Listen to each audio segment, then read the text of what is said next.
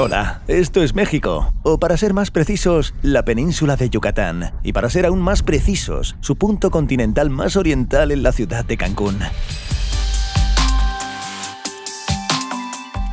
Yucatán es quizá el destino turístico más popular de toda Latinoamérica y en este vídeo descubriremos por qué. Veremos cómo coexisten aquí un mega resort bastante caro y una antigua ciudad de la civilización maya. Nos sumergiremos en aguas de las que no queremos salir y nadamos hacia aguas en las que ni querría entrar. Y mejor no voy a tocarlo. Por supuesto, cosas caribeñas, playas de lujo y comida local muy cara. ¿Y dónde encontrar un productor? Oye, tómame como un presentador de cara y cruz. Bueno, pero según los clásicos del género, primero hay que pasar por todo esto. Ahí va un spoiler. Fue el vuelo más largo y lujoso hasta la fecha. Como probablemente sepas, y si no lo sabes, lo descubrirás ahora. Cada aerolínea personaliza la cabina del avión para adaptarla a sus necesidades. Y aquí detrás de mí está el avión transatlántico más nuevo que Turkish Airlines lanzó hace apenas 2 años. ¿Y qué pasa con él? Boeing abandonó la idea de construir un avión supersónico a principios de la década de 2000 y comenzaron a desarrollar un nuevo avión con el nombre en clave Dreamliner o transatlántico de los sueños, que en lugar de la velocidad priorizaba la comodidad y la eficiencia energética. El nuevo producto fue todo un éxito y en 2019 15 de estas bellezas entraron en la flota de Turkish Airlines con todo tipo de detalles interesantes en la cabina.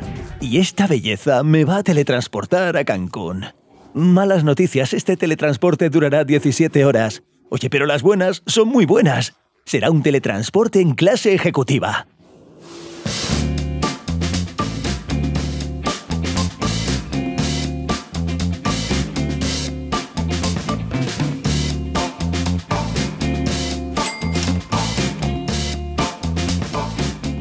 Vale, la dificultad de esta idea radica en que filmar a bordo solo es posible con permiso oficial, y no lo tenía. Bueno, pero pude filmar algo. Empecemos por el interior.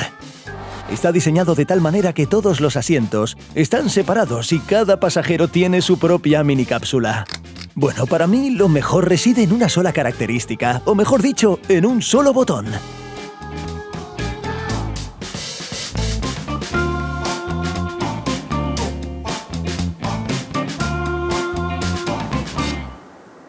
Sí, la posibilidad de dormir en un avión en posición horizontal es, sin duda, un auténtico lujo. Como un reservado, pero más caro.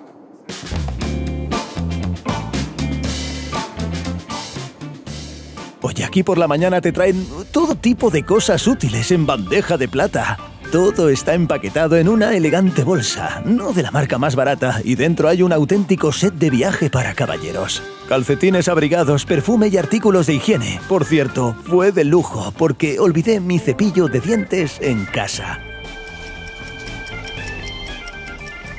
Y tras abrir los ojos, echemos un vistazo rápido a qué más hay en este estudio de negocios. Primero, auriculares con aislamiento activo de ruido, cuyo precio parte de los $400. Busqué específicamente en internet. La pantalla a bordo combina bastante bien con los auriculares y su diagonal mide aproximadamente medio metro. Vale, no preguntéis cómo lo he medido, ¿vale? Bueno, también hay muebles como un panel de control para todo, una taquilla personal con cargador para dispositivos y una mesa que quiere ser llenada de cosas por este tipo vestido de chef. Y algo que parecía imposible es que hay mucha comida a bordo. Traen una variedad espectacular, pero cuando parece que ya estás saciado, te traen el plato principal. Vale, en resumen, la abuela puede estar tranquila, allí no me dejaron con hambre. Y la guinda del pastel es 1 gigabyte de internet empresarial, que en principio es suficiente para resolver todos tus problemas. Bueno, llegamos a México, y para ser más precisos, a la península de Yucatán. Y para ser aún más precisos, a la ciudad de Cancún. En los años 70 no había nada en este lugar, selva, mosquitos y una plantación de cocos, pero en pocos años se construyó aquí una verdadera metrópolis turística. Y su aeropuerto se convirtió en el segundo más transitado del país después de la capital Ciudad de México, por supuesto. Aquí dejaremos nuestro maravilloso vagón-restaurante y veremos qué clase de resort milagroso construyeron allí los mexicanos. Pensé en empezar a hablar de Cancún desde el avión, pero me gustaría comentar un poco sobre el proceso de aduana en México. Nada más bajar del avión, justo en el pasillo está la primera fila donde revisan los documentos, incluso antes del control de pasaportes oficial. Bueno, esto es la primera vez que lo veo. Antes del control de pasaportes hay que rellenar otra declaración a mano, que se añadirá a la carpeta de documentos ya impresos. Y hay que imprimirlo todo: reservas de hotel, vuelos de regreso, una visa electrónica rellenada con antelación, un cuestionario de salud. E incluso me hice una prueba PCR por si acaso, aunque no es obligatoria. Me encantaría no hacer nada de esto, pero aquí es mejor no jugar. A cada extranjero se le revisa antes de dar luz verde para entrar al país. Bueno, voy a buscar transporte público porque después de volar no quiero arruinarme con un taxi. Cancún te recibe con toda su autenticidad. Palmeras, un bar en el aeropuerto y un montón de taxistas y conductores de transporte de hoteles. Pero un poco más allá hay un autobús público enorme y cómodo que te lleva directo a la ciudad por solo $3. De camino desde el aeropuerto, Cancún parece un auténtico resort en el mar de Azov. A ver qué pasa después. Y entonces decidí caminar media hora desde la estación de autobuses hasta mi hotel para ver la ciudad más de cerca. Y ojo, spoiler, no valió la pena. Sí, puede que me haya entusiasmado con el resort del mar de Azov, pero la parte de Cancún más alejada del mar parece bastante de plástico. La arquitectura es sencilla y todo lo demás está construido con hormigón, y bien acompañado de palmeras.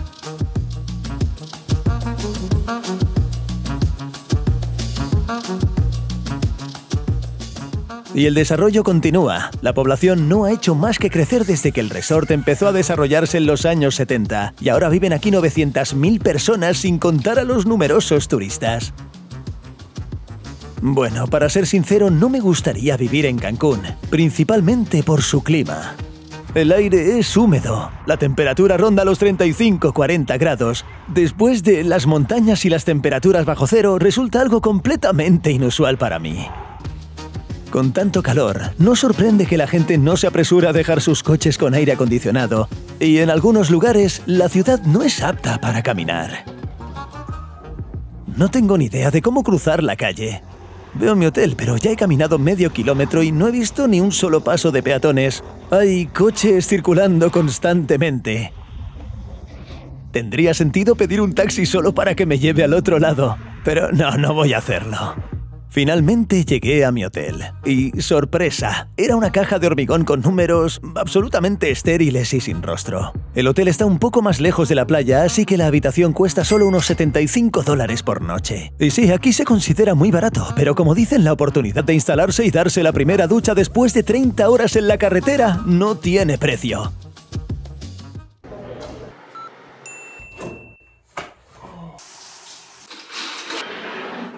Vale, y esta es la vista desde la habitación directamente a la ciudad. En general es un hotel bastante bueno y, por cierto, no fui yo quien lo reservó. Borja de New Way se ocupó de este tema. Él acaba de ir con el grupo a México y yo decidí alojarme con ellos durante su estancia, porque al fin y al cabo, en lugares tan caros, es más rentable viajar en grupo. Bueno, ya están todos en la playa, y mientras me mudo os dejo un poco más de información práctica sobre México en general y Cancún en particular.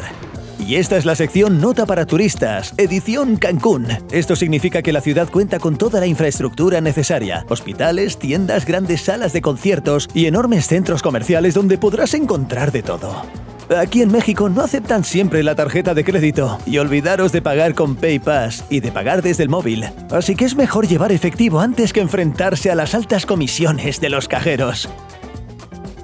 Los precios aquí son similares a los nuestros, excepto por las frutas locales. Aquí valen centavos, así que es de mala educación venir a México y no comer mangos hasta la náusea. La opción es comida rápida local que, como dicen, puede ser el doble de picante.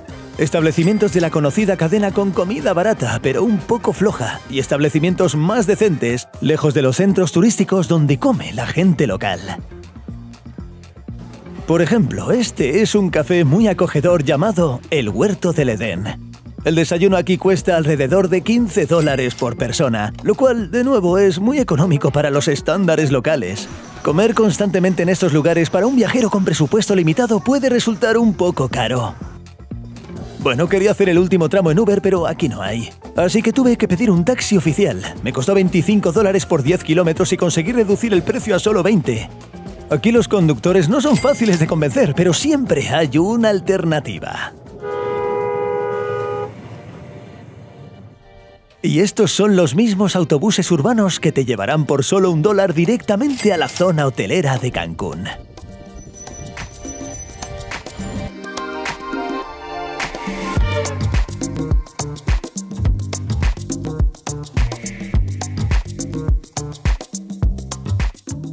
Piénsalo, Cancún genera 1/3 de las ganancias turísticas de todo México. Y todo esto, por supuesto, gracias a la decisión de convertir esta maravillosa lengua de arena de 20 kilómetros en un epicentro hotelero.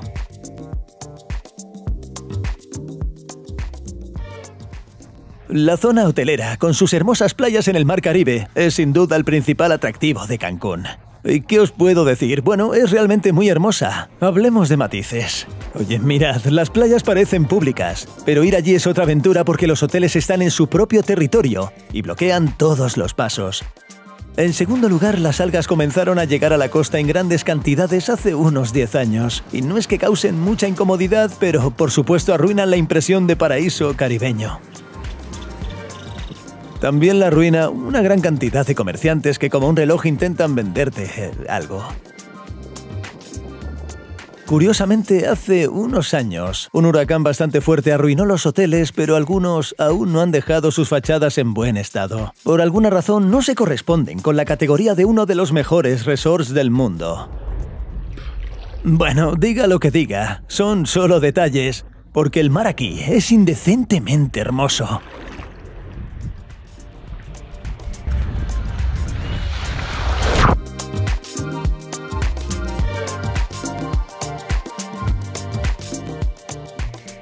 Y estas aguas atraen no solo a turistas aficionados como yo, sino también a viajeros profesionales. El equipo del popular programa de YouTube y televisión Cara y Cruz vino aquí.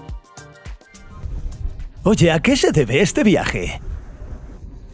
Trajimos turistas para mostrarles... ¿Están ansiosos por viajar con Cara y Cruz?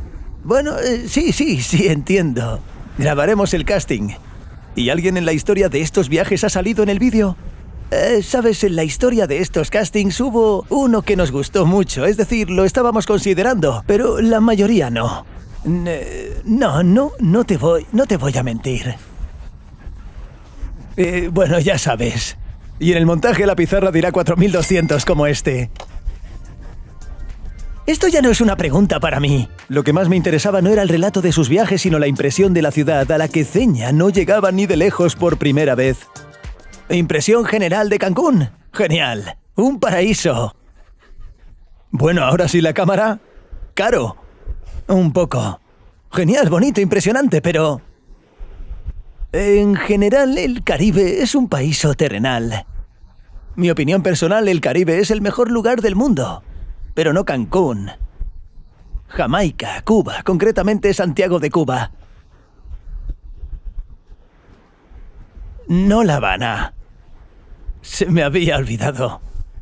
Pero el Caribe en sí, esta agua, este aire, estas palmeras, es por supuesto increíble. Si no fuera tan caro, sería absolutamente perfecto. Y esto es perfecto, pero caramba, es carísimo. Me parece que ahora solo Tulum es más caro que en México.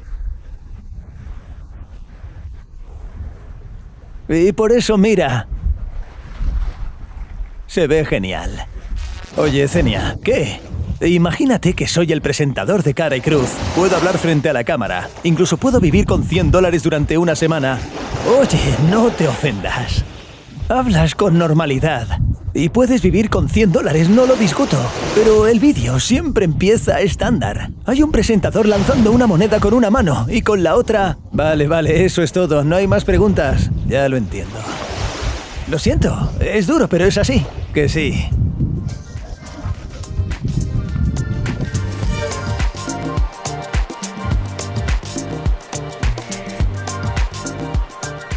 En general, así es Cancún.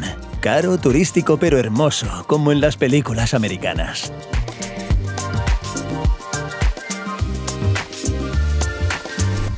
Bueno, siguiendo la mejor tradición de mis vídeos, un time-lapse del atardecer. En general, el Caribe es famoso por sus hermosos atardeceres, pero hay un lugar en Cancún que destaca especialmente. Esta es la parte más oriental de México continental. Aquí tenéis el Faro de Cancún.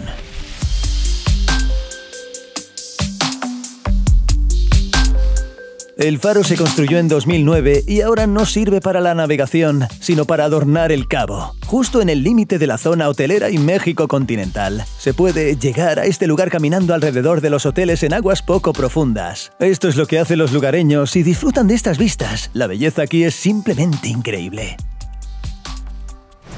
Estas son pequeñas rocas donde rompen las olas.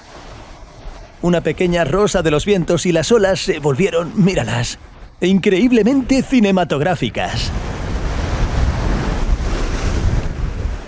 Por otro lado, este mismo faro y la puesta de sol, simplemente increíble.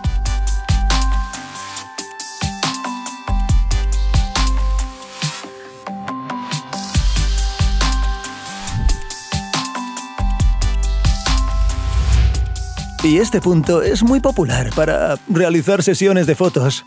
Y no es de extrañar. Mirad estos colores.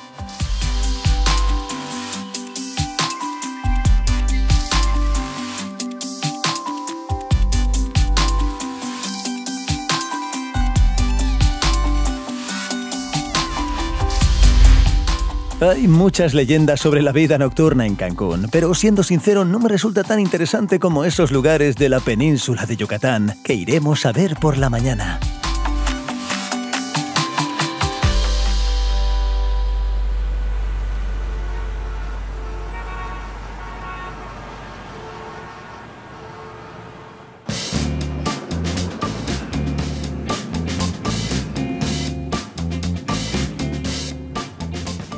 Las carreteras de la península de Yucatán son buenas. En algunos lugares no tienen nada que envidiar a las de Estados Unidos y Europa, pero igual que allí, hay bastantes peajes. Esperaba disfrutar de vistas espectaculares en el camino, pero bueno, había algunos tramos descuidados, pero todo entre densos manglares. Y sin mucho más que ver, por estas selvas aún se conservan muchas cosas interesantes de la población indígena de Yucatán. Los antiguos mayas. A pocas horas en coche desde Cancún por estas carreteras llegamos probablemente a la principal reserva arqueológica de todo México.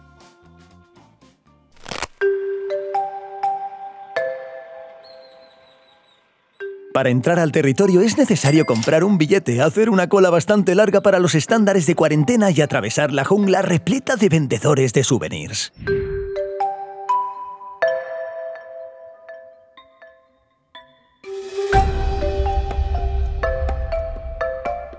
Chichén Itzá es la ciudad más grande y famosa de la antigua civilización maya. Según los historiadores, surgió a mediados del primer milenio y durante mucho tiempo fue el principal centro económico de estas regiones. Pero después de unos 1000 años, se produjeron conflictos internos y la colonización, y en general Chichén Itzá comenzó a desvanecerse lentamente. A mediados del siglo XIX, este territorio comenzó a ser estudiado masivamente. Y los científicos aún siguen excavando y resolviendo crucigramas con todos los secretos, el significado de los dibujos y el propósito de los edificios. Voy a hablaros sobre alguno de ellos.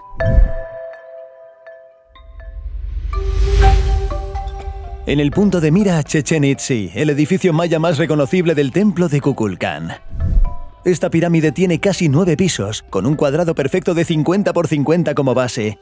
En la cima hay un templo para todo tipo de rituales antiguos, al que se accede por escaleras de 91 escalones a cada lado. Y si se le añade un escalón más en el templo, el total es de 365 escalones. Un número familiar, ¿no crees? Esta pirámide se incluyó en la subjetiva, pero bastante autorizada lista de las 7 nuevas maravillas del mundo, pero no solo por sus formas geométricas ideales, sino también por toda una serie de enigmas adicionales.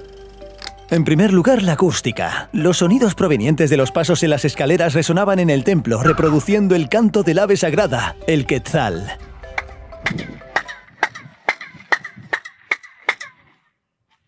En segundo lugar, varias veces al año durante el equinoccio, la sombra proyectada por los bordes de la pirámide crea la ilusión de que la serpiente Kukulcán, el dios en cuyo honor se llama esta torre, sube las escaleras.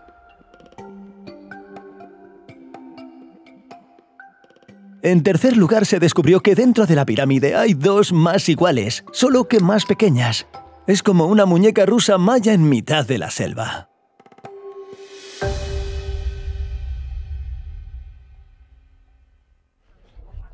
Por cierto, construyeron la ciudad de Chichén Itzá aquí no solo porque les gustaba este terreno en medio de los matorrales cálidos, sino porque hay varias fuentes de agua dulce por aquí. Este era el principal recurso más valioso en aquellos tiempos. Las principales fuentes de agua dulce en Yucatán son cuevas derrumbadas llamadas cenotes. Y este cenote en particular se usaba para un propósito ligeramente diferente. Una de las principales actividades de las civilizaciones antiguas era el sacrificio, incluyendo ahogarse en este pozo que está detrás de mí. Cuando estadounidenses y europeos vinieron aquí a hacer excavaciones, encontraron joyas por varios millones de dólares y restos de más de 1.500 personas. No había mucho entretenimiento. Sí, había un lugar en el que se entretenían, pero por supuesto no exento de matices sangrientos. Pero este es el estadio local. Los mayas practicaban su deporte favorito, el llamado Poc-Tapoc. Hay aros colgados a ambos lados y dos tribus, jaguares y águilas, compiten para ver quién lanza la pelota dentro de estos aros con más fuerza. Y el capitán del equipo perdedor era sacrificado en este altar. El truco está en que los aros cuelgan a una altura de 14 metros y la pelota pesa 3,5 kilos. La pelota de 3,5 kilos. Deporte masculino. Y según las reglas del juego, esta pelota de goma, que te recuerdo que pesa 8 veces más que una de fútbol, solo se puede golpear con los codos y las rodillas. Oye, suena duro. A mí me parece que después de un partido de Poc-Tapoc, básicamente no quedan muchas fuerzas para resistir mientras te llevan al altar. A pesar de su crueldad, los mayas seguían siendo excelentes científicos. Por ejemplo, esto que está detrás de mí es el observatorio, donde usando un complejo sistema de espejos y todo tipo de mesas para astrónomos, observaban el cielo y podían predecir eclipses y otros eventos cósmicos. De hecho, gracias a esto, la mayoría de la gente conoce a los mayas. En principio, los mayas tuvieron muchos inventos impensables para su época. De las más famosos está la astronomía y el calendario maya, bastante precisos. Un sistema judicial básico con leyes iguales en todas las ciudades. Su propio sistema de conteo y matemáticas. El chocolate. Fueron los mayas los primeros en idear bebidas con él. Y por supuesto, una goma para la misma pelota de Poc-Tapoc. Pero los mayas modernos en Chichén Itzá están más ocupados con las excursiones y, por supuesto, con el comercio especulativo de recuerdos memorables. A su manera, la asertividad y el precio extra por los productos, los vendedores locales de recuerdos pueden impartir clases magistrales a sus colegas de Turquía y Egipto. Al parecer, la ubicación de estas tiendas es históricamente precisa. Porque el centro de Chichén Itzá es en esencia un gran mercado que abría los días festivos. Y aquí, como dicen, si hay turistas, todos los días son festivos. Concluyamos. Hay otras ciudades mayas menos populares en Yucatán como Kobe o Ekbalam, pero pierden mucho en escala frente a Chichén Itzá. Realmente me sorprende la cantidad y el estado de los edificios que se conservan aquí. Lo único que empaña un poco la impresión es, por supuesto, la gran cantidad de turistas. También hace mucho calor, así que vamos a intentar refrescarnos.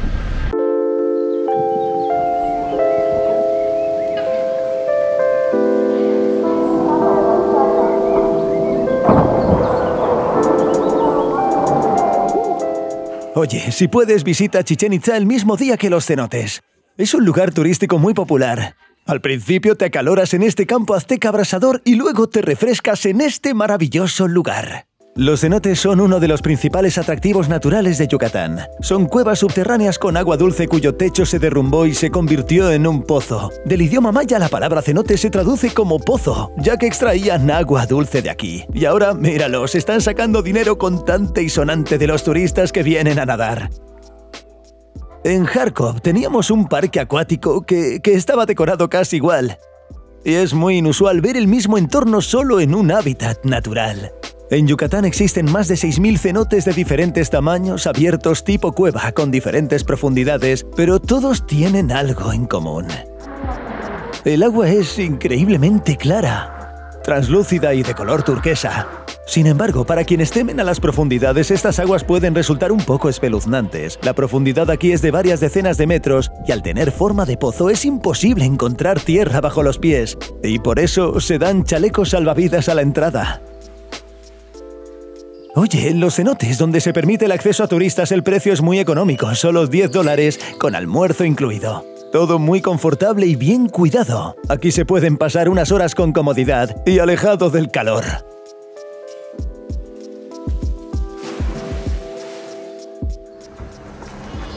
No está mal esto de los cenotes, al menos creo que hay que ir una vez. Pero fuimos a pasar la noche al pueblo más cercano.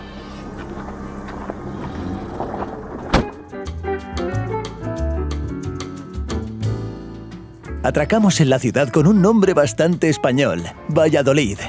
Los conquistadores la bautizaron en honor a la entonces capital de su país, y puede verse que este es un ejemplo claro de lo que eran los virreinatos. Colorido edificio de una sola planta, plaza principal y una antigua y hermosa iglesia católica. En general, todo sigue los esquemas de este estilo. El único dato interesante sobre esta ciudad, según mi gusto, es que los españoles originalmente organizaron Valladolid mucho más cerca de la bahía, pero se cansaron un poco del clima. Así que la trasladaron un poco más lejos, justo aquí, donde está ahora. Así que sin duda la visita es obligada. Cancún, un lugar muy fresco, la antigua Chichén Itzá maya y por último Valladolid de mediados del segundo milenio. En este viaje visitaremos otras ciudades coloniales interesantes, pero hablaremos de ello en los siguientes vídeos. Valladolid se ha convertido simplemente en un punto de tránsito para una noche.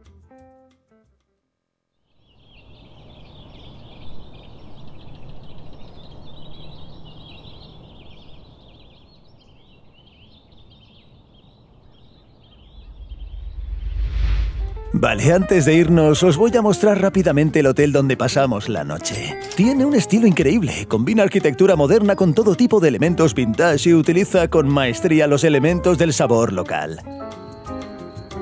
Y a diferencia del complejo de Cancún, aquí me ha dado mucha pena irme, pero necesito hacerlo. Ayer visitamos quizás dos de los principales lugares turísticos de Yucatán, pero hoy nos centraremos en su naturaleza. Oye, y qué bueno que Valladolid esté tan cerquita. A 100 kilómetros de Valladolid, en la costa norte de Yucatán, se encuentra el pequeño pueblo pesquero de Río Lagartos. Bueno, la ciudad en sí no tiene nada de especial, un clásico del género. Bueno, todo gira en torno a la costa, un muelle largo con barcos y, por supuesto, restaurantes. Pero contrario a lo que esperaba de un pueblo pesquero, el marisco en un restaurante no es tan barato. Lo cierto es que todos los precios mexicanos para los turistas están calculados para el público estadounidense. Y para ellos pagar $30 por un almuerzo de marisco no supone ningún problema. Oye, estaba riquísimo y probablemente sí mereció la pena. Me gustaría mencionar especialmente el pescado empanado con coco, una combinación extremadamente inusual. Pero la ciudad no solo es famosa por sus mariscos, así que aquí en la costa del Golfo de México hay una laguna que fue declarada Reserva de la Biosfera.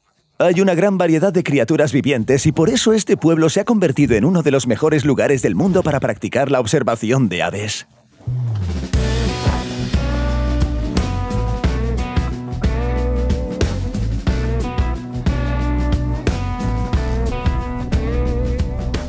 La observación de aves es, en pocas palabras, cuando los turistas estadounidenses suben a un barco, se adentran en la laguna y allí contemplan y fotografían diversas aves raras. Por ejemplo, aquí hay un elegante gavilán negro.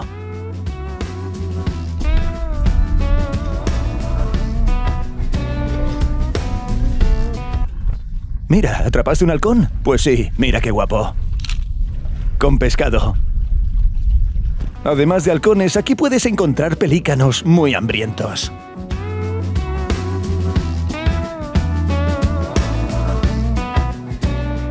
Y también una de las aves más rápidas del mundo, la fragata. Algunas variedades de estos pájaros pueden pasar más de un mes en el aire sin aterrizar, pero por desgracia son muy torpes tanto en tierra como en agua. Por lo tanto, hay que alimentarlos lo más alto posible. ¿Quién tiene más hambre? Aquí alimentando al pelícano.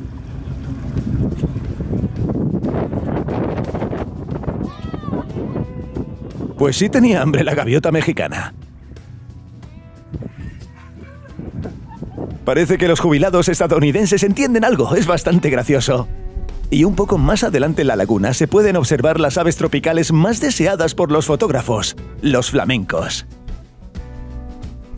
Desafortunadamente, a menos de un par de cientos de metros era imposible acercarse a ellos, ya que estas astutas criaturas merodean en aguas poco profundas y el barco se habría posado en el fondo. Pero incluso desde lejos se ven muy brillantes. Por cierto, esta es una especie distinta de estas aves, el llamado flamenco rojo, que solo se encuentra en estas lagunas caribeñas. Su plumaje de colores es mucho más intenso que el de los famosos flamencos rosados. Pero los flamencos no son los únicos visitantes de esta reserva. Así que aquí tenemos un pequeño cocodrilo recostado entre los arbustos. Y allí está su madre nadando.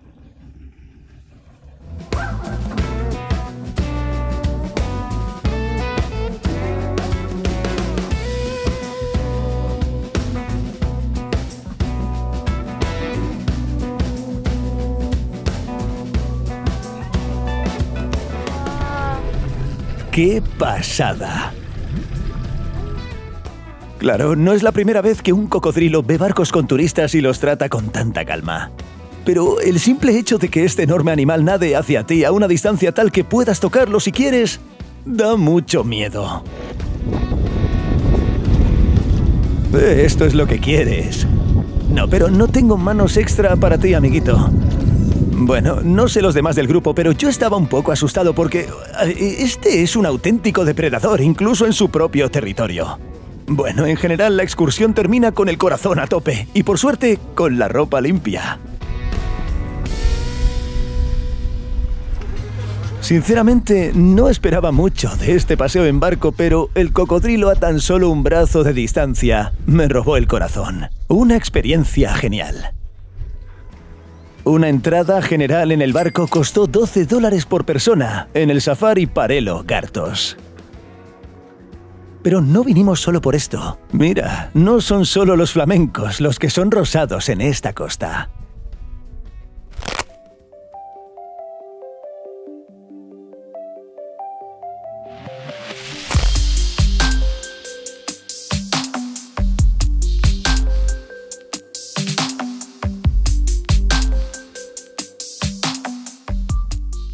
A un lado de la carretera el Golfo de México turquesa y al otro los lagos salados de color rosa intenso de los Colorados. La belleza es simplemente sobrenatural, pero para contemplar esta belleza desde esta perspectiva hay que ser uno de esos pájaros o tener uno de ellos al mando. Y para contemplar estos lagos de cerca aquí se montó un auténtico teatro turístico de lo absurdo. Ya verás. La empresa con el simple nombre de Salsol extrae sal de estos lagos y toda la zona está rodeada de alambre de púas. Así que pensaron, ¿por qué no diversificar sus ingresos y no permitir la entrada de turistas a los lagos para que puedan verlo todo en directo? Fijaron un precio de entrada que será más caro para los extranjeros que para su propia gente. Mira, una torrecita de pago y todo, además el tiempo de permanencia queda limitado. Pero eso no es todo, un empleado acompaña a los visitantes para garantizar que nadie se acerque a menos de 5 metros del agua. Vaya, parece un plan turístico genial.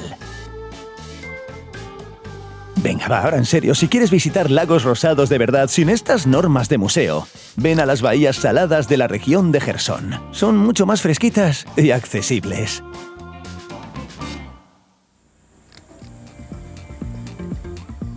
Bueno, en general, un viaje a la costa norte de Yucatán fue un éxito a medias. Pero volvimos a Cancún.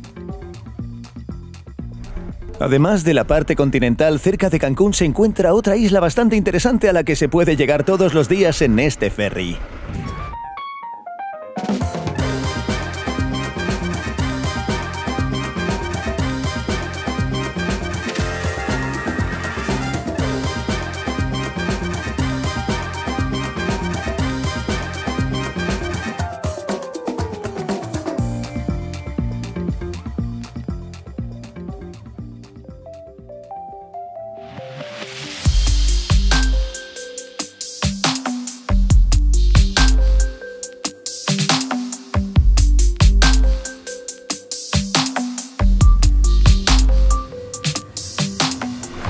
Esta isla se encuentra justo en la frontera entre el Golfo de México y el Mar Caribe. Y si en Cancún el lago es simplemente de un hermoso color turquesa, aquí parece como si alguien la hubiera magnificado al máximo en Photoshop.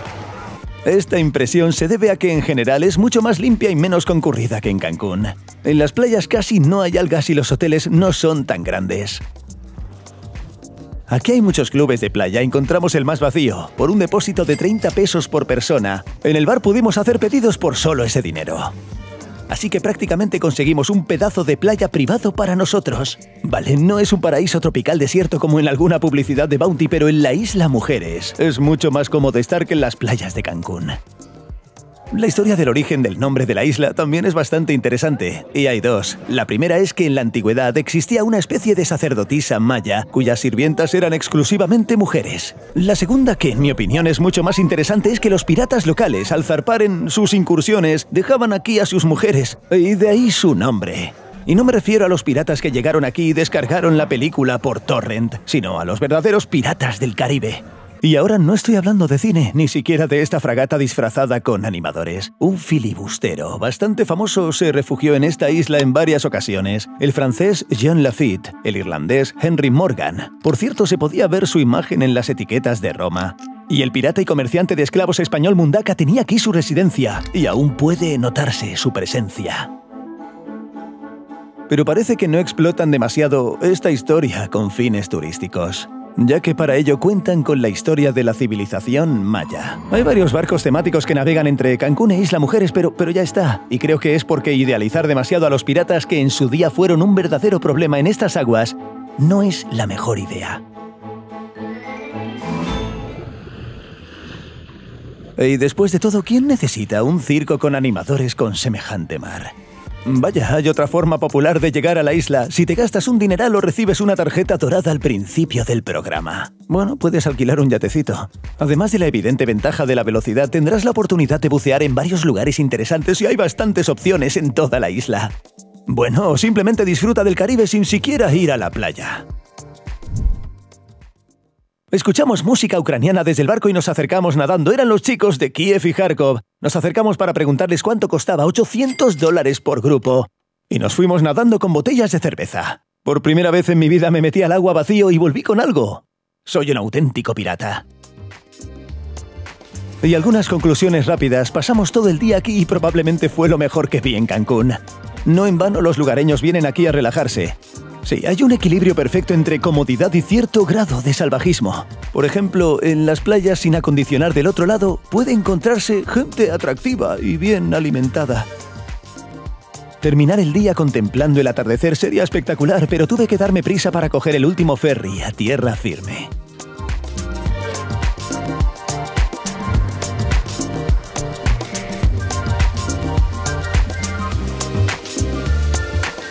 Imagínate, alguien conduce a casa del trabajo todos los días con un atardecer como este. Esto es una belleza ilegal, pero en general estos lugares me causaron una impresión mixta. Por un lado hay muchísimas normas turísticas de todo tipo, especialmente en las Islas Rosas. Es una especie de surrealismo. Por otro lado, con atardeceres como este, el mar es increíblemente hermoso. Soy una persona que ama las montañas, pero disfruté muchísimo del Caribe.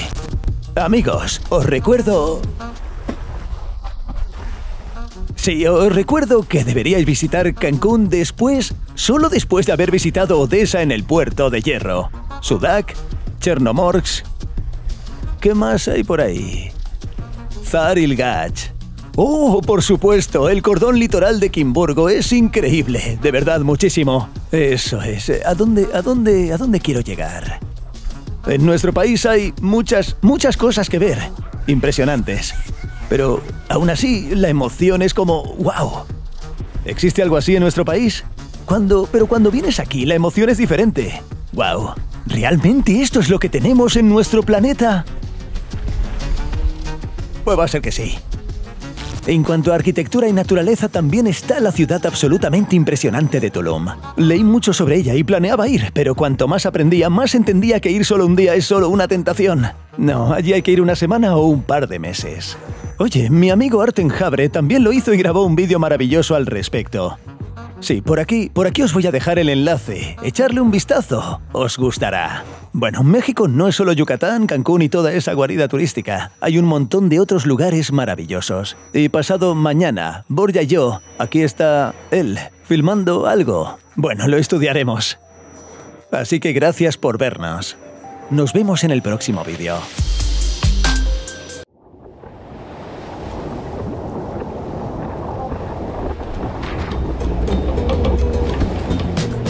Hola, soy yo, después de un descanso de 5 años. Estoy intentando aprender a surfear, y esto ocurre en un lugar paradisíaco a orillas del Océano Pacífico. Pero antes nos espera un viaje corto pero emocionante por el país. Veremos y exploraremos 3 ciudades completamente diferentes. Veremos un par de atardeceres de primera, probaremos todo tipo de gastronomía, hablaremos con gente interesante y en general, veremos un México auténtico y diverso. En resumen, un clásico del género de los blogs de viajes.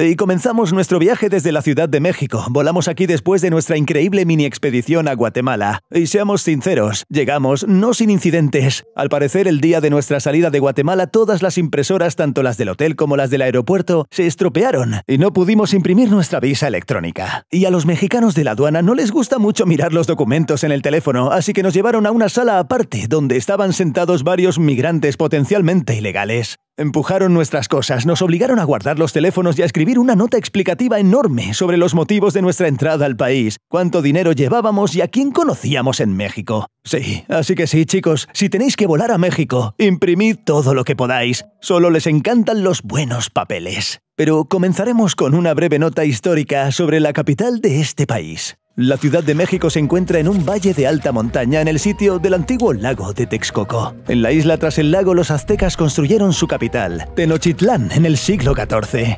Y excavaron todo un sistema de canales para desplazarse por las regiones. Pero ya en el siglo XVI los españoles llegaron aquí y conquistaron la ciudad en 2 intentos. Con el tiempo drenaron parcialmente el lago porque, como veis, el sistema de canales resultó ser demasiado complejo para su planificación urbana. Los aztecas construyeron una catedral católica, y esta plaza de la Constitución, también conocida como la Plaza del Zócalo, como la llaman los lugareños, fue el centro histórico de la ciudad tanto bajo el dominio azteca como bajo el dominio español, y ahora con el México independiente. El país se independizó de España en 1821, y desde entonces la Ciudad de México ha sido su capital permanente. Hoy en día es una enorme metrópolis de 9 millones de personas, y con todos los suburbios casi 25 millones viven aquí, y es la 9ª área metropolitana más poblada del mundo. Una ciudad rica y diversa llena de negocios, arquitectura moderna y algunas zonas residenciales desfavorecidas. Y por supuesto en el centro histórico hay edificios de la época colonial increíblemente hermosos, que de hecho pasé toda la mañana admirando.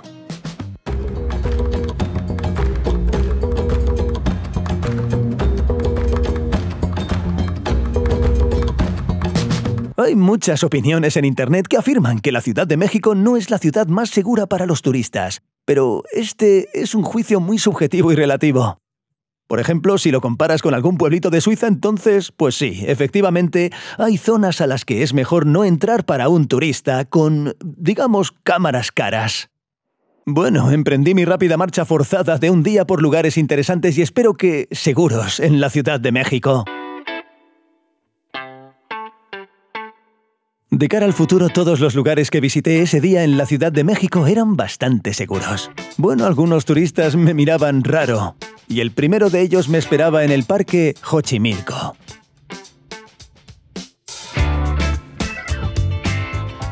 Xochimilco no es solo un tranquilo parque verde donde los residentes locales acuden a relajarse. Se trata, en primer lugar, del antiguo lago del mismo nombre y parte de los canales que aún quedan, los mismos que excavaron los aztecas y que finalmente fueron drenados por los españoles. Está bajo la protección de la UNESCO y los turistas son transportados por ellos en coloridas embarcaciones llamadas trajineras. Y todo este evento es recomendado por muchas guías turísticas de la Ciudad de México. Básicamente, por eso vine aquí. La estación de barco más cercana en el mapa está en el ecoparque local, pero por alguna razón está un poco vacía. Al parecer, mi plan acuático fracasó estrepitosamente. Pero es bueno llevar siempre un dispositivo aéreo para realizar una invasión aérea. ¿Qué puedo decir? No veo nada desde el aire.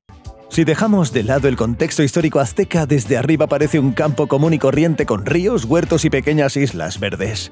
Hay una historia bastante escalofriante relacionada con una de ellas. Ahora os pondré música un poco más apropiada y os lo contaré todo. A mediados del siglo XX, un hombre solitario vivía en una de las islas, y el cuerpo de una niña apareció en su isla. Este hecho lo desquició un poco y empezó a cubrir la isla con muñecos para ahuyentar a su espíritu. No sé si ahuyentar espíritus, pero el lugar empezó a parecer muy espeluznante y por lo tanto atraía turistas, y empezaron a traer y colgar sus juguetes haciendo que la isla pareciera aún más espeluznante. Pero lo más espeluznante de la historia es que en 2001 ese mismo solitario habitante fue encontrado ahogado cerca de esta misma isla. Muchos lugareños creían en algún tipo de maldición, pero no dejaron de atraer multitudes de turistas. Así que este es el lugar más popular de Xochimilco. Pero no pude volar a esta isla en dron, y los canales no me impresionaron desde el aire, por decirlo suavemente. Y la comparación puede ser completamente tonta, pero prefiero los canales de la ciudad Vilkovo, que está en la región de Odesa. Se ven mucho más pintorescos, aunque por supuesto no fueron excavados por los aztecas. Aunque Xochimilco puede parecer más interesante desde el agua, probablemente no recomendaría ir aquí a nadie que venga a la Ciudad de México. Bueno, aquí seguía adelante. El segundo fastidio me esperaba cerca del centro, en la región de Coyoacán. Este no es un barrio de muchos pisos y bien cuidado donde viva la clase media local. En general es bastante aburrido y los turistas se sienten atraídos por un edificio que destaca claramente del resto por su color. Esta casa azul tan agresiva detrás de mí es probablemente uno de los edificios más famosos de toda la Ciudad de México. Esta es la casa museo de la famosa artista mexicana Frida Kahlo. Y a juzgar por la fila en la entrada, y porque todas las entradas para hoy se agotaron ayer en línea, hay mucha gente aquí que quiere entrar a ver su casa. Me recomendaron comprar una entrada para mañana, ahora mismo. Si queda alguna, claro, pero mañana estaré en otro sitio. En general, fue un poco decepcionante. Esta situación definitivamente no ocurría con el museo al que voy ahora, ya que es el museo más grande de México y uno de los más grandes de toda América. El Museo de Antropología de México ocupa hasta 8 hectáreas y es el octavo en superficie del mundo, solo superado por el Louvre y el Hermitage. Y entre los museos antropológicos no tiene igual en el planeta. El museo es simplemente gigantesco, como si hubieran sacado todos los artículos sobre México de Wikipedia y los hubieran impreso en una impresora 3D. Alberga la colección más grande del mundo de artefactos sobre los pueblos indígenas de América. Hay más de 600.000 exhibiciones en 23 salas, desde pueblos antiguos y restos de animales hasta dibujos y piezas completas de ciudades antiguas. Bueno, y parece, como dicen, que nada presagiaba nada, pero en cuanto me dirigí a una de las exhibiciones más famosas, la Piedra del Sol Azteca, que presenté erróneamente como el calendario maya en mi vídeo sobre el estado de Yucatán, el personal de seguridad rápidamente les pidió a todos que se fueran, porque el establecimiento cerraba 2 horas antes debido a la pandemia. Al final del día apetece respirar hondo, subir a un sitio más alto y contemplar la ciudad. Y para ello, por cierto, la Torre Latinoamericana es el lugar perfecto. Este fue el primer rascacielos de México, y cuando se construyó en los años 50 era el segundo en tamaño, solo superado por los rascacielos de Estados Unidos. Ni siquiera Singapur y Dubái habían entrado en el juego. La singularidad de este edificio reside en que es el primer rascacielos de la historia construido en una zona sísmica activa, y a lo largo de su historia ha sobrevivido a 2 terremotos graves cuando los edificios a su alrededor se derrumbaron. Pero este resistió. Para los estándares modernos, la Torre Latinoamericana no es tan alta, en total 180 metros o 45 pisos, pero destaca en la ciudad por ser el único rascacielos en el centro histórico de la Ciudad de México. Vale, pero este edificio no me interesa principalmente como objeto arquitectónico o como patrimonio histórico, sino por supuesto como un lugar de primera clase para capturar timelapses de puestas de sol.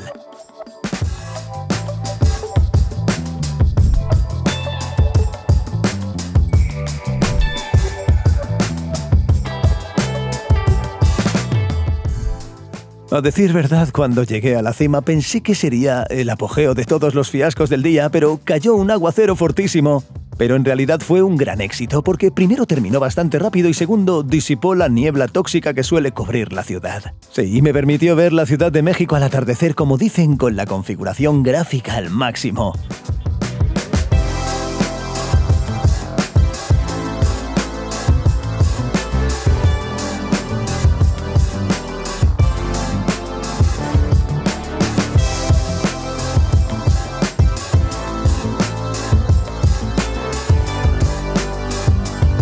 A pesar de, por decirlo suave, no ser la mejor experiencia, la Ciudad de México me impresionó por su escala y diversidad. Pero todos estos contratiempos no me inquietaron demasiado, porque ese día fue básicamente una larga escala antes del viaje de mañana por la mañana, al otro lado de México.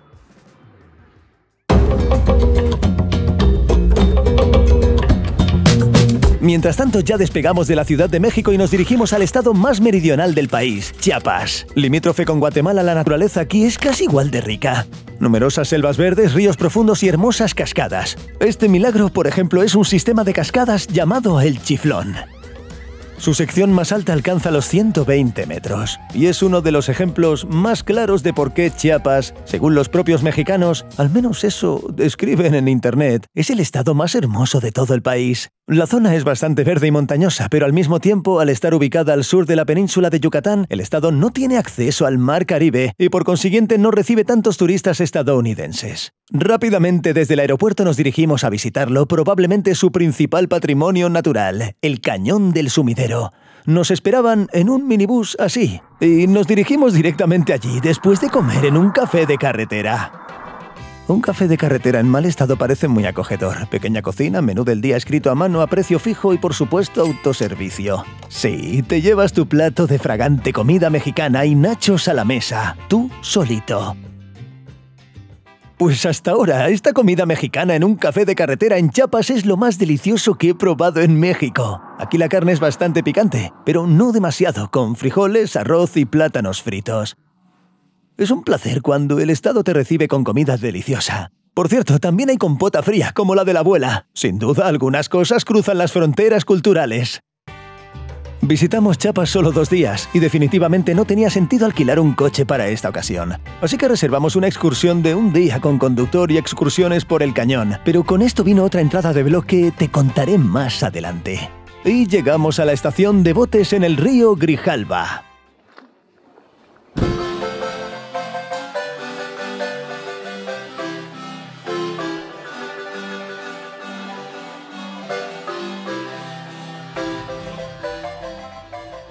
Al salir del modesto muelle en un barco lleno de turistas, no podía imaginar que nos esperaba uno de los espectáculos naturales más épicos que he visto en mi vida.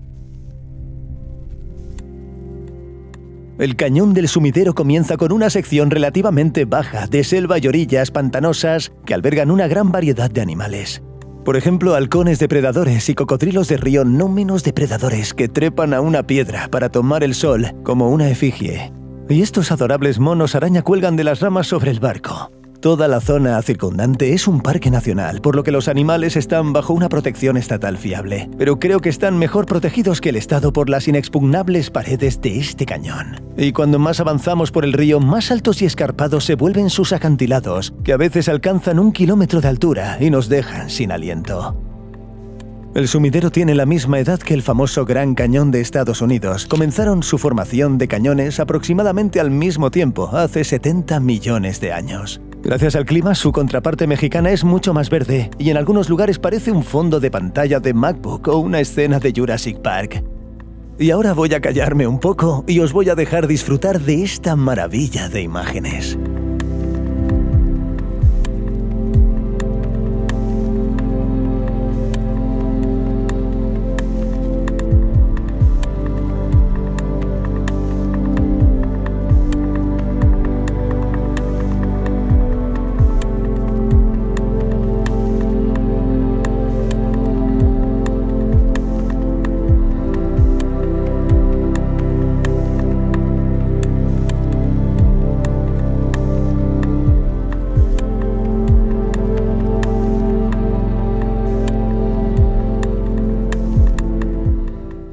Volvamos a la charla. Es curioso que hasta los años 70 del siglo pasado había mucha menos agua y muchos rápidos empinados, por lo que era imposible navegar tranquilamente en barco. Pero entonces se construyó una presa gigante aguas abajo del río Grijalva, que por cierto se encuentra entre los 10 más altos del mundo. El nivel del agua ha subido y ahora se puede atravesar tranquilamente y observar las extrañas formas que la naturaleza ha creado en estas rocas.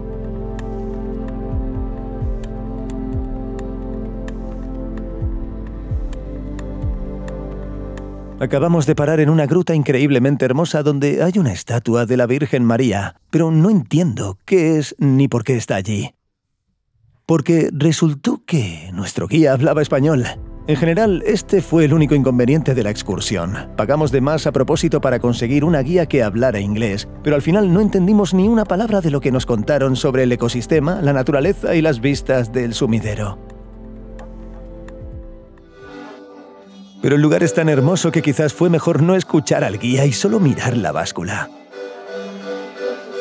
Aún así le cobraré al operador turístico. Como resultado, no pude recibir ni una parte del dinero del operador turístico porque supuestamente el precio del tour no incluía un guía, sino un conductor con conocimientos de inglés. En general, así es el negocio turístico mexicano. Pero nos llevó rápida y claramente al punto final de nuestro recorrido, la ciudad de San Cristóbal de las Casas.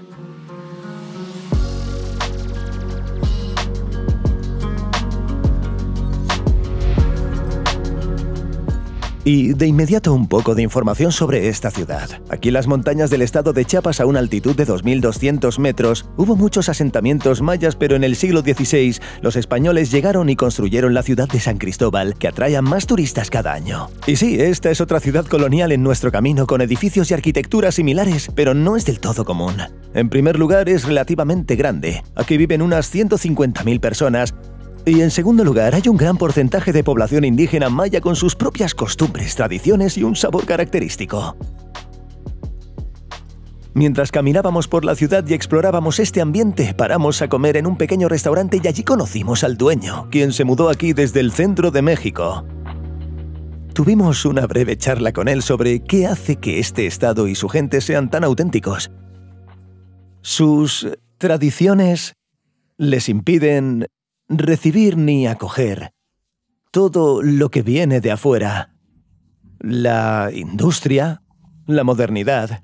Esta antiindustrialización parcial crea el sabor característico, pero al mismo tiempo empobrece bastante a Chiapas en general. Y los lugareños se dividen entre quienes se lucran con los visitantes y quienes no están muy contentos con el turismo de la ciudad. Bueno, viéndolo de forma romántica, piensan, voy a perder mi identidad. Así que básicamente tienen su identidad y por eso atraen turistas. Exactamente. Y no están contentos con eso. Exactamente, sí. Eso es complicado, es muy complicado. Porque también con la política la ley no les aplica al 100%. En estos pueblos, donde a diario hay una combinación de mexicanos indígenas y no indígenas, bueno, todos somos mexicanos, pero se supone que la ley oficial, la Constitución mexicana, nos aplica a todos. Por ello tienen su propia ley, pero lo son. ¿Cómo se llama eso? Usos y costumbres. Los usos y costumbres son un conjunto no oficial de normas y costumbres locales de los pueblos indígenas. Y esto es muy importante aquí. En 1994 estalló un levantamiento del movimiento zapatista de izquierda radical contra el Estado, una de cuyas demandas era precisamente la posibilidad de cumplir con estos usos y costumbres. En general, el tema de la identidad y el patrimonio se toma muy en serio aquí. Pero volvamos al tema de la exploración urbana. Caminas tranquilamente por el mercado local. Y de repente, los pescadores han atrapado una hermosa iglesia española en sus redes. Esta es la iglesia de Santo Domingo, y su fachada súper detallada se está restaurando para que se derrumbe un poco más lentamente. Es uno de los principales monumentos históricos de la ciudad y una de las muchas iglesias que se construyeron aquí entre los siglos XVI y XIX. Y si te gusta admirar este tipo de arquitectura, la ciudad sin duda te encantará. Pero a pesar de toda su antigüedad, San Cristóbal también encantará a los amantes de la urbanización.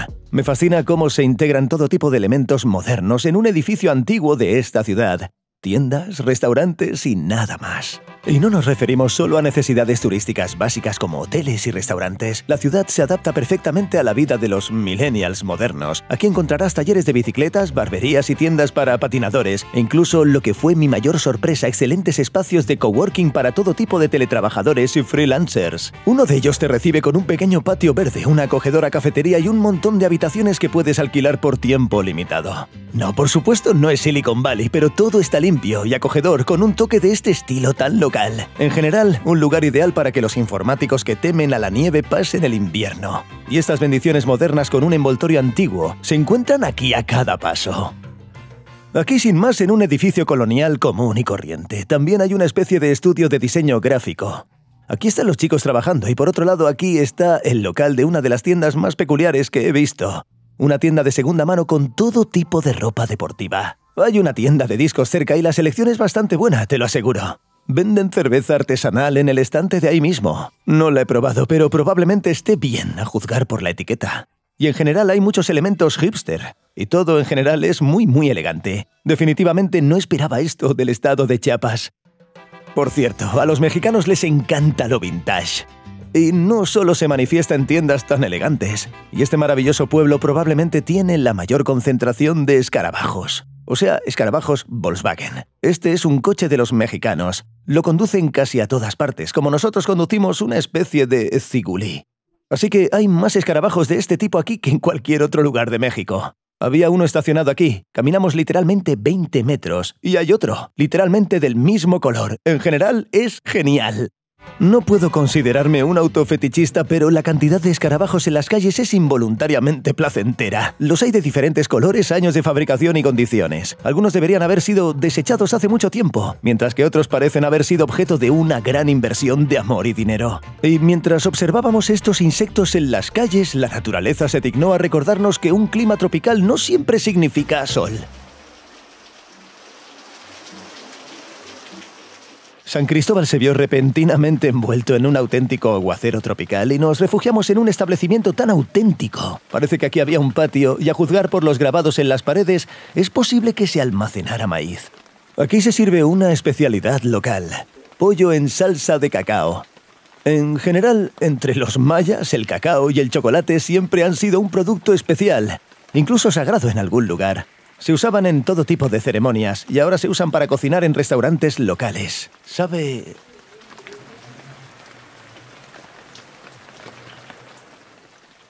a pollo cocinado en mucho chocolate amargo. En principio es normal, no tan salvaje como esperaba. Con estos músicos que de repente empezaron a tocar, me encontré con una situación puramente mexicana. Así que suelen recibir propina por tocar, pero luego se dieron cuenta de que quería decir unas palabras frente a la cámara y de que se puede cobrar por silencio. Quizá guardaban maíz a juzgar por los adornos. Un momento, por favor. Al parecer, maldita sea, hay adornos en las paredes y pedimos comida local.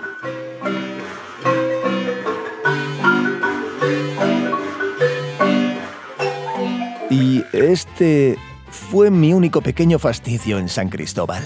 El resto de la ciudad es una auténtica delicia. Me parece que así es exactamente México, del que los viajeros hablan con entusiasmo.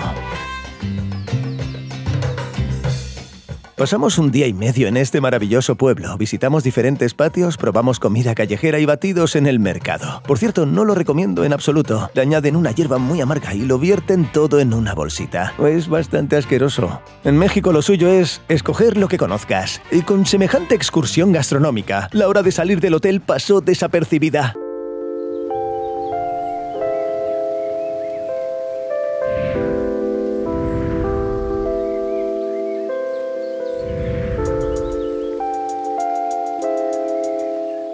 Bueno, para ser sincero, cuando conducíamos hacia aquí estaba un poco deprimido, porque antes habíamos pasado 2 días viajando en avión y en coche, y pensaba en cosas como en cada parte de nuestro viaje parábamos en alguna ciudad colonial. En Yucatán fue Valladolid, en Guatemala fue Antigua. ¿Y qué veremos aquí de nuevo? ¿Por qué venimos? Pero cuando llegué me gustó mucho, por ejemplo, este hotel donde nos alojamos. Tiene muchísimos detalles, y al mismo tiempo no hay nada antiguo que haga que la estancia sea incómoda. Y por supuesto, lo que siempre me cautiva de los hoteles son sus azoteas. El acceso a la terraza de la azotea fue una despedida perfecta. Antes de salir, pero no me arrepiento de irnos, porque nos dirigimos hacia el Océano Pacífico.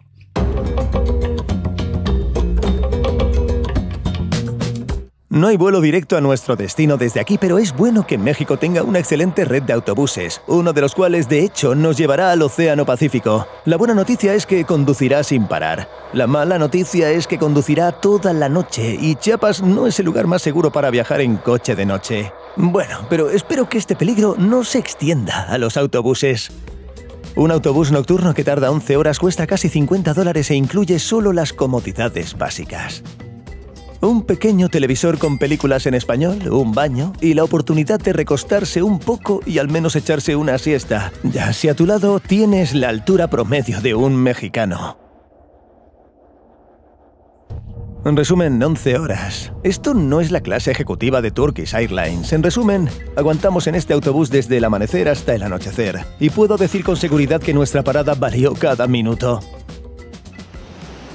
Este es el Puerto Escondido, una pequeña ciudad en el Océano Pacífico cuyo nombre se traduce literalmente como Puerto Escondido.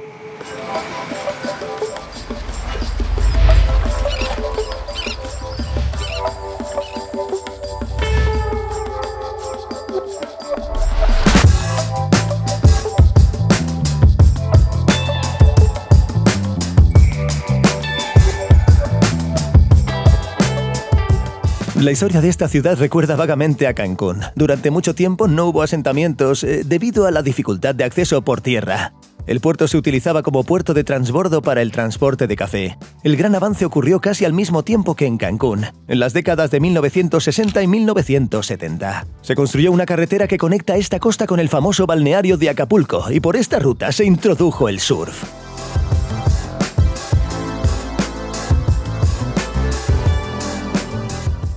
Aquí se encuentra la famosa playa Cicatela, que gracias a sus grandes olas, que a veces alcanzan los 20 metros, se encuentra constantemente entre los mejores lugares del mundo y alberga competiciones del más alto nivel. Pero debido a la gran extensión de la costa, también hay playas más sencillas, por así decirlo, para los surfistas comunes. Y lo más importante, este lugar no es tan popular como Bali o Hawái. Se puede considerar con seguridad un lugar poco convencional e incluso en algunos lugares un punto de encuentro local. Y a diferencia de Cancún, que ha crecido hasta alcanzar 1 millón de habitantes gracias a la financiación del gobierno y a la afluencia de bañistas, solo unas 50.000 personas viven aquí de forma permanente. Y Puerto Escondido se está desarrollando muy rápido. La ciudad aún no está muy densamente urbanizada, hay muchos espacios verdes como este, cercados con alambre de púas. Dicen que esto es propiedad privada, algún día construiremos algo, y debido a esto se ve muy aireado y espacioso. Pocos se atreven a invertir en enormes hoteles de hormigón. A primera vista hay un par de edificios de 5 plantas y nada más. Al parecer aquí no hay mucha demanda de terrenos, así que a 10 metros de la playa se pueden encontrar cobertizos como este. Pero para los viajeros hay una gran variedad de alojamientos para todos los bolsillos, desde habitaciones muy económicas que se pueden alquilar a locales hasta villas privadas con techos de paja y unas vistas espectaculares del atardecer. Sí, después hablamos del atardecer.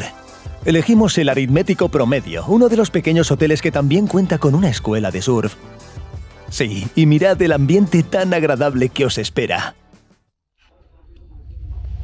En la entrada os reciben inmediatamente con el tablero de todos los servicios, precios y una lista de huéspedes por habitación escritos con tiza.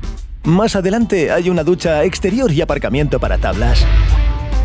En la segunda planta se encuentran las habitaciones. Es una acogedora cocina y comedor compartidos y una maravillosa zona de recreo.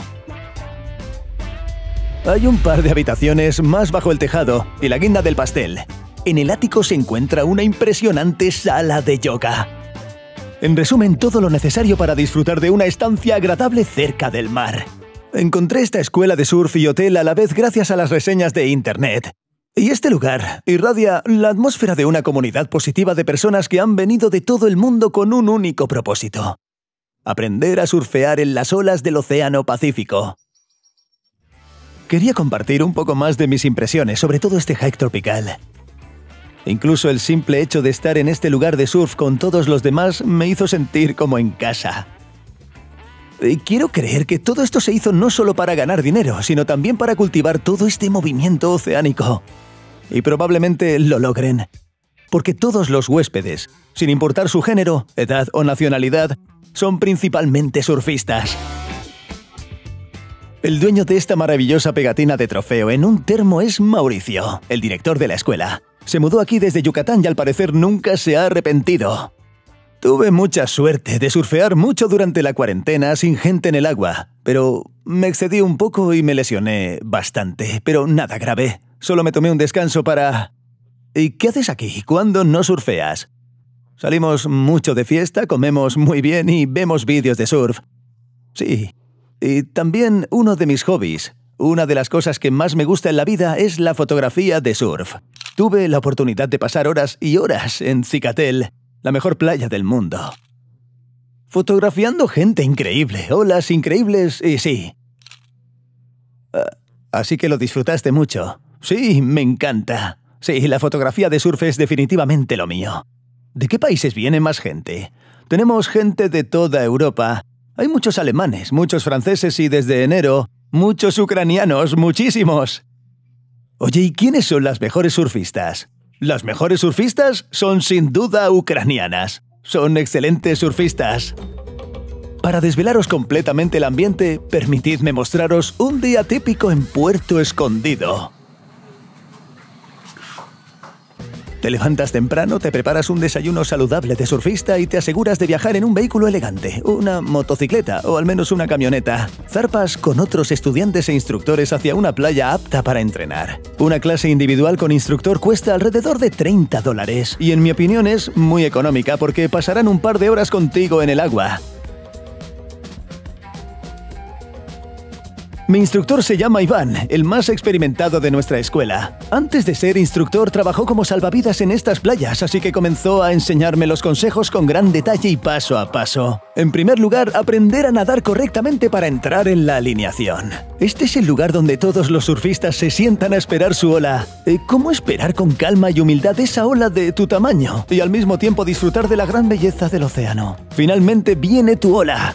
Te enfrentas a una batalla desigual contra los elementos. Y para ser más preciso, contra tu propia torpeza. Después de suficientes caídas, choques con otros surfistas y por supuesto volver a la alineación a toda prisa, finalmente coges tu primera ola blanca. Se llama blanca porque ya está descompuesta y es principalmente espuma, lo que facilita mucho surfearla.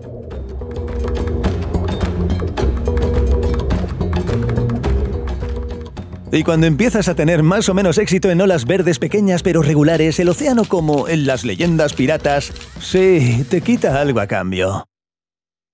Esta fue mi GoPro con todo el segundo día de rodaje. ¿Qué le vamos a hacer?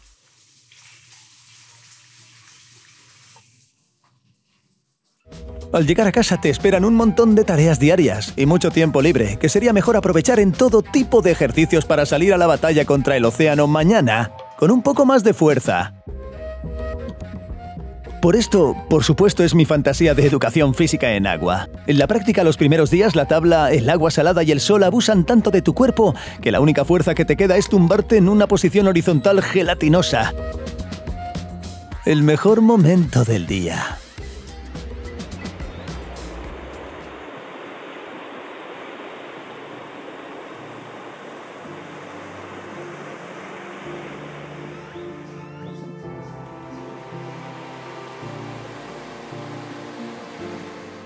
Creo que no tiene sentido usar epítetos para convencerte de que una puesta de sol en el océano es de primera. La gente vuelve a acudir en masa a la playa para pasear a sus animales y por supuesto para terminar de surfear lo que no terminaron por la mañana.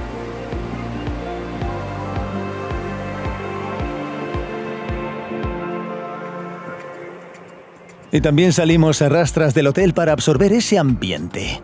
Y por supuesto trajeron cámaras y drones, porque esa es la luz perfecta para filmar.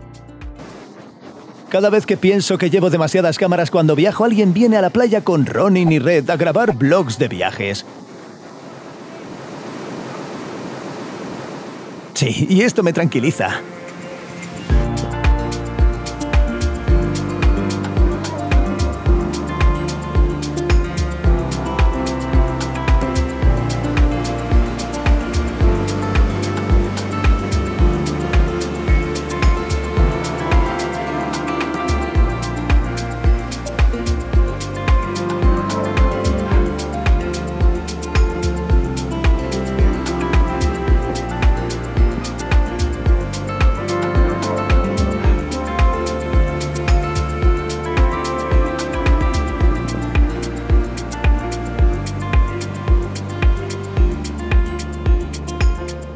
Sí, aquí es donde empiezo a entender a Mauricio. E incluso el simple hecho de ver y filmar las olas fue muy divertido.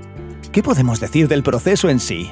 En general me gustó mucho y me gustaría repetirlo tan a menudo como sea posible.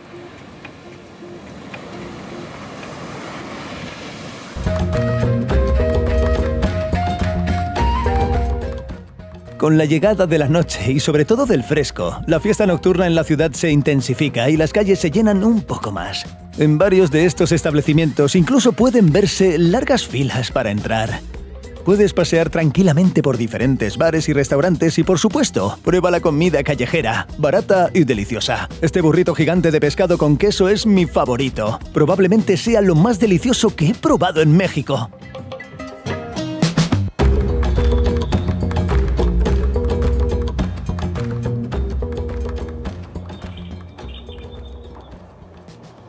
En resumen, este lugar es simplemente fantástico. Cuando Borja y yo planeábamos nuestro viaje a la costa del Pacífico, pensábamos quedarnos en Puerto Escondido un par de días, surfear un poco y luego visitar otras ciudades. Pero en cuanto llegamos, nos dimos cuenta de que no era una opción. Simplemente anclamos aquí y estuvimos así durante 5 días. Y siendo sinceros, os diré que 5 días son simplemente catastróficamente cortos. No, aquí hay que estar por lo menos un par de semanas o preferiblemente un par de meses. Y en este contexto me gustaría decir algunas palabras sobre la gente de México con la que interactuamos y sobre las cualidades que quienes vengan a este país probablemente encontrarán. La gente fue increíblemente positiva. Es fácil llevarse bien con ellos, especialmente aquí en Puerto Escondido. Todos los surfistas están en una onda divertida, pero todavía hay varios aspectos negativos al comunicarse con los mexicanos. La primera es la pereza y la relajación en general. La pereza mexicana incluso tiene su propio término. Se llama mañana. Literalmente significa mañana. Es decir, hoy no, mañana. Un ejemplo claro de mañana es, por ejemplo, aquí mismo, en Puerto Escondido, cuando Mauricio metió la pata al programarnos una clase uno de los días.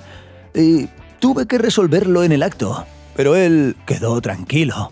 A veces simplemente se va con una nota positiva. No peleas, tratas el momento con normalidad, pero a veces estas cosas te enfurecen un poco.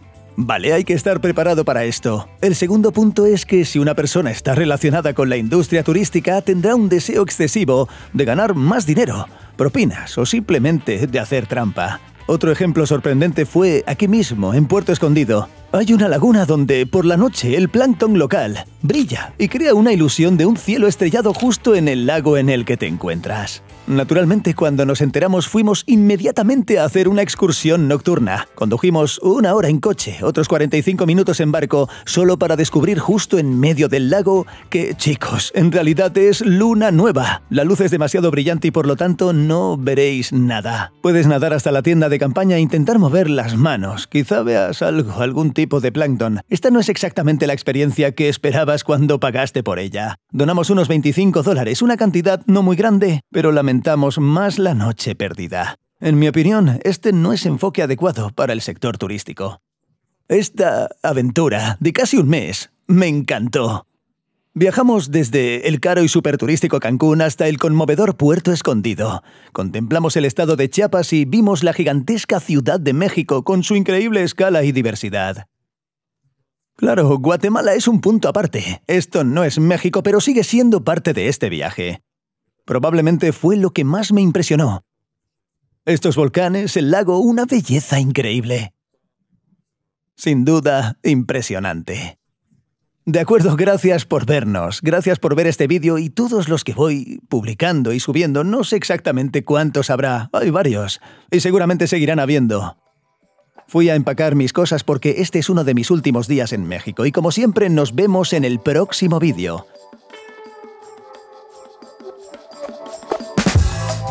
Oye, fue genial que me hayas acompañado en este viaje por México hasta el final. Como siempre, no olvidéis compartir todo el contenido de YouTube, suscribiros, dar like, corazones, todas esas cosas que nos ayudan a mejorar. Al hacer esto, por supuesto, ayudaréis a que el canal crezca. Eso es todo. Nos vemos.